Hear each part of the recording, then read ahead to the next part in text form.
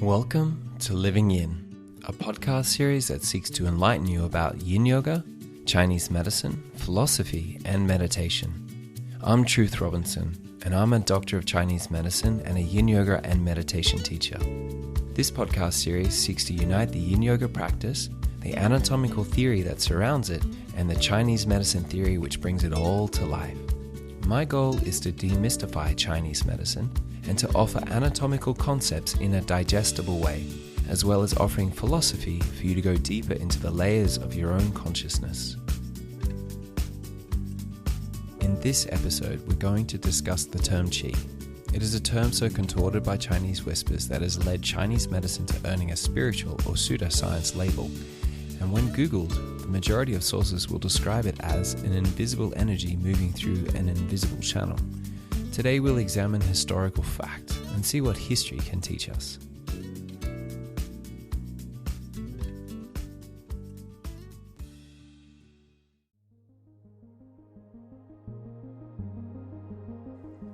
Just letting you know, this podcast was actually released secretly a week before the public release. If you'd like to get your hands on this podcast or YouTube classes a week earlier than everybody else, all you need to do is head over to livingyin.com, subscribe to the mailing list, and get an exclusive sneak preview delivered fresh into your mailbox a week before everybody else.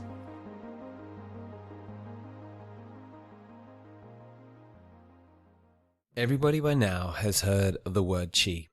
It has become synonymous with acupuncture, and now, of course, yin yoga too. You can't really separate the two, but what does it really mean? Current translations and subsequent perceptions of the term qi or qi in our current vocabulary and dictionaries will usually return terms such as energy or vital force. Dr. Manfred Pockort says that over 2,500 years of Chinese medicine literature that has already been published, 32 different types of qi have already been identified, making it very difficult to isolate exactly what this term means. Interestingly, Dr. Donald E. Kendall, in his paper, Energy, Meridian Misconceptions of Chinese Medicine, mentions that almost all of the misunderstandings about Chinese medicine revolves around the ubiquitous use of this character qi to mean energy. Such an interesting point, because pretty much everyone now uses this term and it's hard to imagine what else we would call it. I have to admit, this was one of the most difficult ideas for me to understand when learning Chinese medicine in the first place, because everyone kept calling it energy. For us to truly understand where this misconception came from, we need to examine the history of Chinese medicine arriving in the West. The earliest first-hand account on the anatomical and physiological basis of Chinese medicine by a Western physician was provided by William Ten Reiner, who in 1683 spent 2 years in Japan. Ten Reiner observed a Chinese hydraulic device that demonstrated how blood continually circulates inhaled air and nutrients by means of the blood vascular system. He also learned from Chinese medicine that the continual branching of larger vessels into smaller vessels was essential to distributing blood throughout the body, and that nerves were involved as well. Keeping in mind, the Chinese had already covered blood circulation in detail in the Huangdi Neijing 2,500 years earlier, but was only discovered in the West in 1628. The details of the Huangdi Neijing were depicted in the 4 charts that Ten Reiner returned to the West with that depicted the arterial and venous maps of the body, including their connection to the organs. This is our first encounter with the Jing law. The term Jing is translated as to pass through or pathway, and law means network. So the Jing law is what we now know as the Chinese meridians. Wow. So when the Chinese were drawing their invisible meridians, what they were actually doing was illustrating the flow of blood and vital substances around the body and how they connected to each of their organs, which is what we now call the flow of qi between the organs. This first encounter with Chinese medicine did not have a significant impact on Western culture, and it wasn't until Georges Soulet de Morant traveled to China in 1901 and stayed for 16 years that we got our first glimpse into TCM. During this time, he developed significant skills in the practice of acupuncture, which he taught and practiced upon returning to France. He was also the author of fundamentally significant books which became one in 1957. One of Soule de Morant's legacies was that he interpreted the Chinese character qi as energy or vital energy. The more common translation of qi is actually air or vapor. He also created the term meridian, which of course is a French word meaning circle of longitude, but actually has no Chinese equivalent. The original term in Chinese is jing, as in jingluo or jingmai, as we previously discussed, which actually denotes a vessel. He believed meridians were an additional circulatory system having no relation to the nervous, circulatory, or lymphatic systems. Interesting.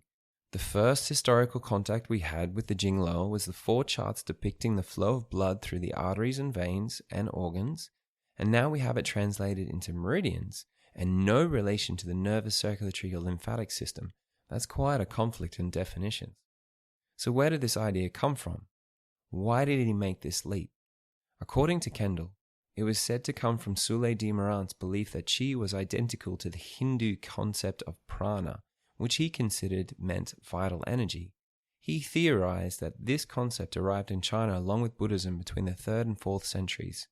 Contrary to this assumption, though, the Chinese theory on the cardiovascular circulation of air and blood was established at least 600 to 700 or more years before the introduction of Buddhism into China. So there was no way that this translation could have come from there. After all was said and done, Soule de Morant did finally conclude that his representation of qi as energy was done because of lack of a better word. He also admitted that the blood vessels did supply blood and energy, what he refers to as qi, to all the cells of the body.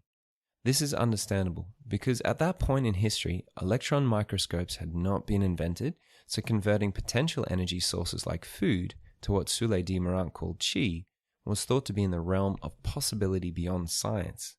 Later, of course, thanks to advances in technology, we discovered that this magical process was actually done by the Krebs cycle and the ATP which fuel the cells.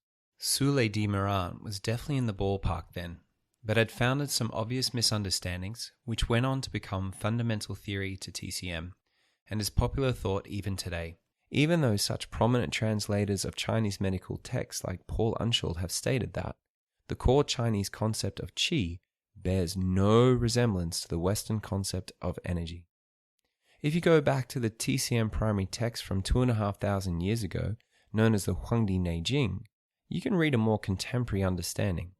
It describes the term for qi of the lungs as da or kong qi, otherwise known as great air, which we all know as oxygen, and this would be combined with the gu qi or essence of food and grain qi from the digestion.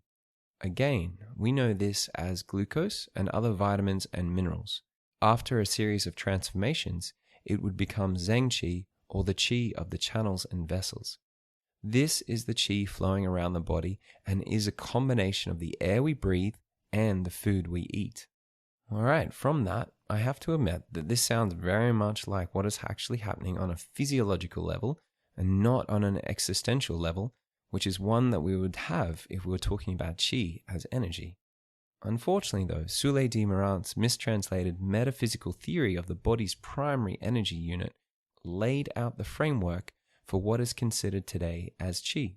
A lot of Western sources, whether it be Chinese medicine or Yin Yoga textbooks, will talk of qi in a metaphysical sense. But what does this really mean? The book, Spark and the Machine, written by Dr. Daniel Kyon, who is both a Western medicine and Chinese medicine doctor, reiterates our understanding that qi is food plus air that creates an energy, or as he puts it, metabolism. Although he mentions that qi is more than metabolism, as it is at the same time both intelligent and organized. Qi is then a physical state and a process, but also is imbued with a sense of direction to inspire change or an inbuilt knowing. This is demonstrated by the moment of conception when the cells begin to divide, or meiosis, which is still a mystery to medical doctors today. They are unsure as to what exactly the knowing is that inspires meiosis to transpire.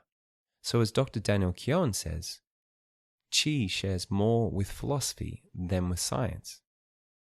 So let's look at a more philosophical explanation to try and see if there's any truth to this metaphysical claim. In Ted Kaptchuk's book, The Web That Has No Weaver, he writes, "Qi is not some immutable material, nor is it a vital energy.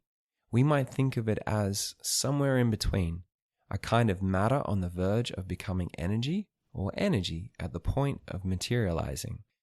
Kapchuk then goes on to say that things change because of something in Chinese medicine called the YIN, or resonance of the qi.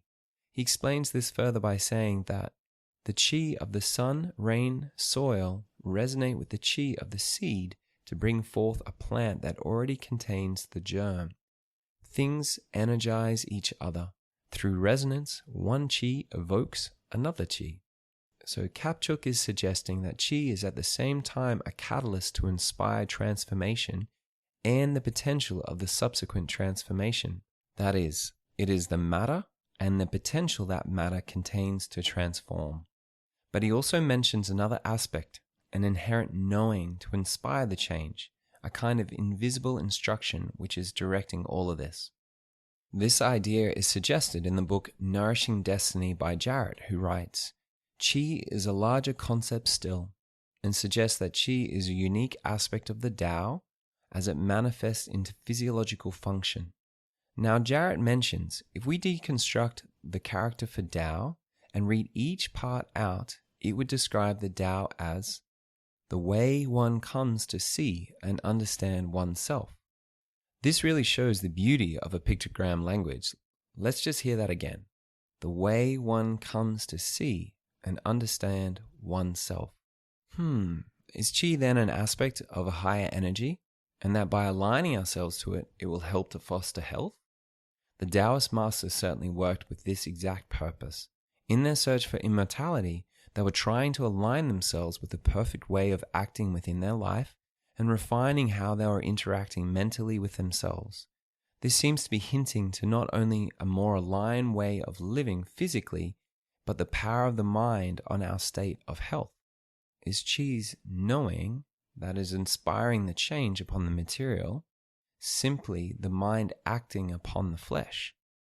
Before we go any further into the world of higher consciousness, let's first look into a field of science called epigenetics. The term epi means above, and so epigenetics is the science of the mind acting upon the genes of the body.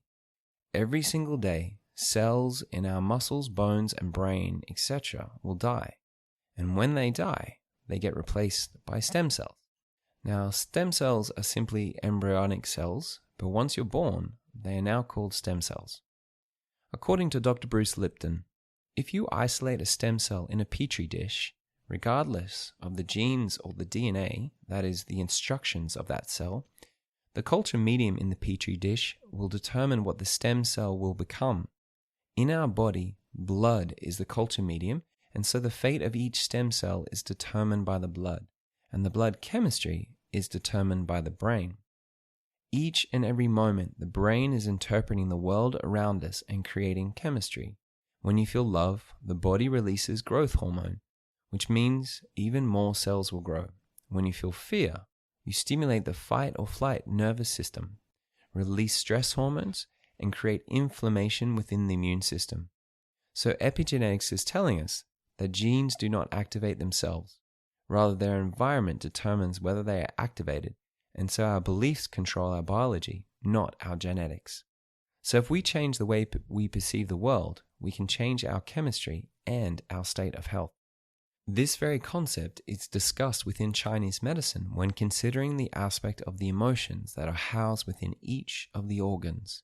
The term the Chinese have given this concept is Shen, which translates into spirit and is said to be housed within the heart.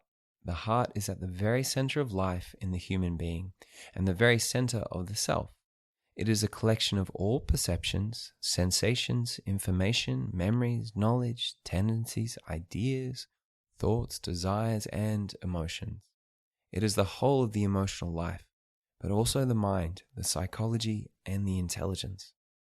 Elisabeth Rochat de Laval, in her talk Art of the Heart, says that the reactions of the heart depend on the inner disposition, tendencies, ideas, emotions, etc., which are within the heart, and that the heart is responsible for the correctness or for any distortion in the course of qi. Qi then is more than just the material substance that moves through our blood vessels and bodily system. That is both the trigger for change and the substance that changes are made of. Qi is also the inherent knowing or intelligence which inspires the process to occur in the first place. These processes do not take place due to embedded instructions in our genetic makeup, rather depend on a catalyst or culture medium within the body to initiate growth or destruction. As we have learnt, this catalyst is the heart or Shen within Chinese medicine and the brain within Western medicine. So if the heart, or let's say the mind for argument's sake, can influence the course of qi or vital substances and their ability to do their function, then we are now starting to see a lot of parallels between TCM and Western biomedical science. Ultimately, Richard de la Velle says that our state of health is dependent on the way that the heart is able to follow the natural order, which is almost a perfect definition for finding harmony with the Tao. This same process is the way Taoist masters have endeavored to cultivate qi, discover immortality, and align themselves with the Tao. So what does qi mean for us, yin yoga practitioners, and how do we connect with it? We know, of course, that this term qi is a mistranslation. We know that it is the material potential for transformation of the vital substances within the body, but also the resonance that inspires the transformation to occur. We also know that the health of your qi is indivisible with the spirit or mind, and when you are more, let's say, aligned, then your state of qi will be harmonious and healthy. I'd like to end by reflecting upon Jarrett's translation of the Tao. For me, this is a true definition of how we can harmonize and nourish our state of qi. It says, "The way one comes to see and understand oneself." Just another heads up, this podcast was actually released secretly a week before the public release. If you'd like to get your hands on this podcast or YouTube classes a week earlier than everybody else, all you need to do is head over to livingyin.com, subscribe to the mailing list, and get an exclusive sneak preview delivered fresh into your mailbox a week before everybody else.